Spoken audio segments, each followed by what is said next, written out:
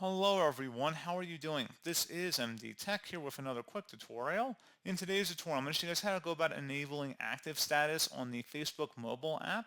So this should hopefully be a pretty straightforward process here, guys. And without further ado, let's go ahead and jump right into it. All you have to do is open up the Facebook app and select your profile icon in the top right corner. Go down and select Settings and Privacy.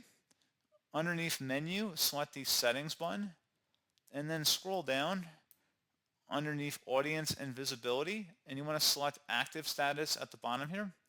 So if you want to turn on the active status, so show when you're active, go ahead and toggle to the on position by clicking inside the oval one time, and that is all you have to do. So pretty straightforward process, guys, and as always, thank you for watching. I do hope that I was able to help you out, and I do look forward to catching you all in the next tutorial. Goodbye.